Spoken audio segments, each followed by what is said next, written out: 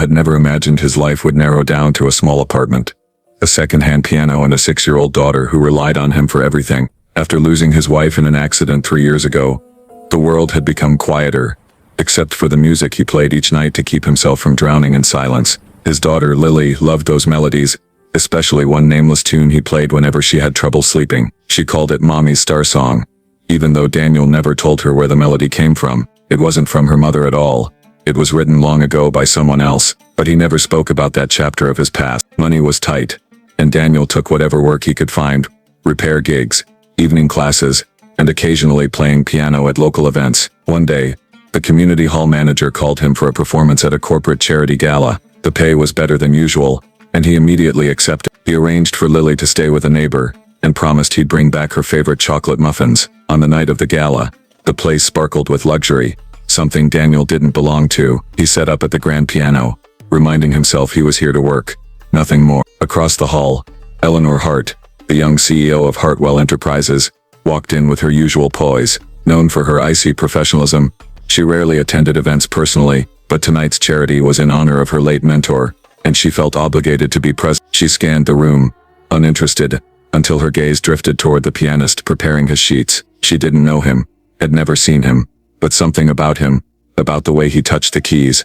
felt oddly familiar. Daniel began with soft, warm pieces, playing mostly background music. Conversations flowed, glasses clinked, and no one really paid attention, until his fingers, almost unconsciously, slipped into the first notes of that melody, the one he hadn't played in years outside his home, the one someone once wrote for a girl he deeply cared about, a girl he let go, a girl who moved on. He didn't know why he played it now, maybe because the piano felt honest under his hands tonight. And across the hall, Eleanor froze, her breath caught mid-air, her wine glass trembling. That song, that impossible, unforgettable song, the one her first love had written just for her. Eleanor stood completely still, her polished corporate mask cracking for the first time in years.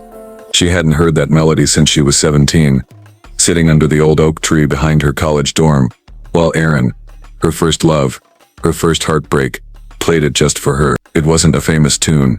It wasn't recorded anywhere. It was private, written only for her ears, and yet here it was, drifting through the hall as if carried by fate itself. She turned toward the stage slowly, her heartbeat loud in her ear. The pianist, Daniel, played with a familiar gentleness, the same tenderness she remembered from long ago, but she dismissed the thought. It couldn't be him. Aaron was gone, lost to circumstances she never fully understood. She had waited, searched, and eventually forced herself to move forward, but the melody brought back all the memories she had buried, their promises, their laughter, the day he vanished, leaving only a handwritten sheet of music behind. Daniel, unaware of the emotional storm he'd triggered, continued the piece, the melody carrying a mix of sorrow and longing. Halfway through, he noticed a woman in a blue evening gown staring at him with an intensity that made his fingers falter. He recognized that face instantly, sharper, more mature, more distant, but still unmistakably hers. Eleanor, the girl he once swore to spend his life with, the girl he left behind because life had forced him down a different path, one filled with tragedies he never wanted her to face. Their eyes met. Daniel's hand froze on the keys. Eleanor's lips parted in disbelief. It felt as if time had folded onto itself, pulling them back to a moment they thought was gone forever.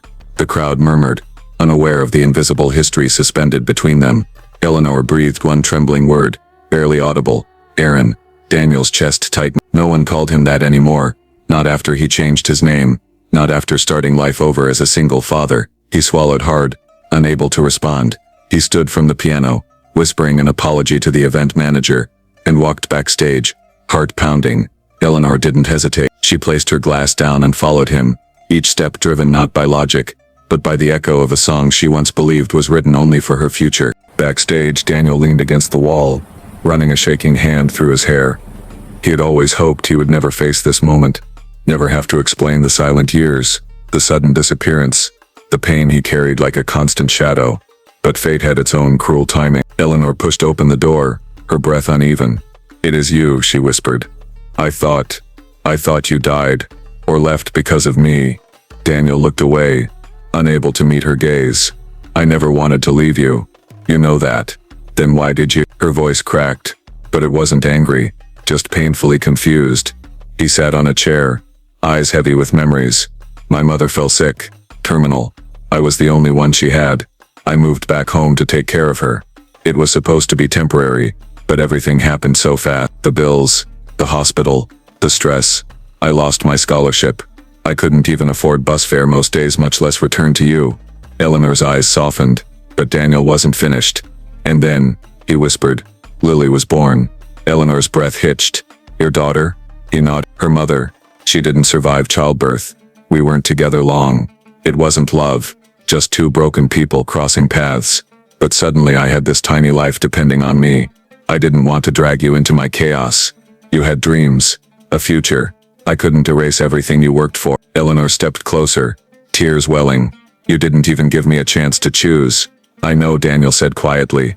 But back then, I wasn't strong enough to be the man you deserved. Silence settled between them, heavy yet filled with unspoken longing. Then came a soft knock. Lily peeked in, her small hand clutching her stuffed bunny. Daddy, are you okay? Daniel instantly knelt beside her, his voice gentle. I'm okay, sweetheart. You weren't supposed to come. The neighbor said I could stay, but I got scared, she murmured. Eleanor watched the scene with a softened heart. The child's eyes were bright, innocent, and very much her father's. When Lily noticed her, she whispered, Is she your friend, Daddy? Daniel hesitated. Eleanor smiled tenderly at the girl. I hope I can be, she said gently. And for the first time in years, Daniel felt a fragile thread of hope tug at his heart. Lily clung to Daniel's leg while Eleanor knelt down to her level, offering a warm, careful smile. The little girl relaxed slightly, sensing kindness. Your daddy plays very beautiful music, Eleanor said softly. Do you like listening to him? Lily nodded. He plays a song for me every night. The Star Song. Eleanor's breath caught again. The same song. The one she believed belonged only to her and her past. She looked at Daniel, and he gave a small apologetic smile. She couldn't sleep when she was little, he explained. So I played the only melody that once made someone feel safe. Eleanor's eyes glistened. She reached out, gently brushing Lily's hair. It's a special song. Daniel knew this moment was dangerous.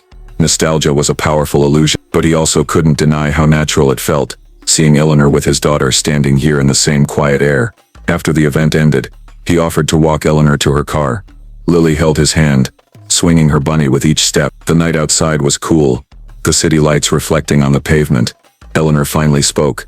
All these years, I thought you vanished, because you stopped loving me. Daniel stopped walking. I never stopped. The words slipped out too honestly, but he didn't take them back. Eleanor swallowed, emotions warring behind her eyes. I'm not angry anymore, just sad. Sad for everything we lost.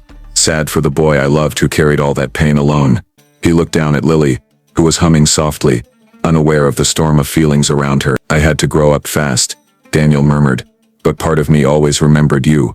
Eleanor stepped closer, her voice gentle. You don't have to carry everything alone now. Daniel's heart raced, but before he could respond, Lily tugged his sleeve. Daddy, can she come with us for muffins? The innocence of the request made both adults laugh softly. Eleanor crouched beside her. I would love to join you if your dad says it's okay. Daniel met Eleanor's gaze. Something unspoken passed between them. Acknowledgement, forgiveness, maybe even a second chance. Yeah, he said quietly. I'd like that. They walked together toward the small bakery across the street. For the first time in years, the melody of the past didn't feel like a wound. It felt like a beginning, softly playing again as if waiting for the right moment to return. And tonight, it finally did.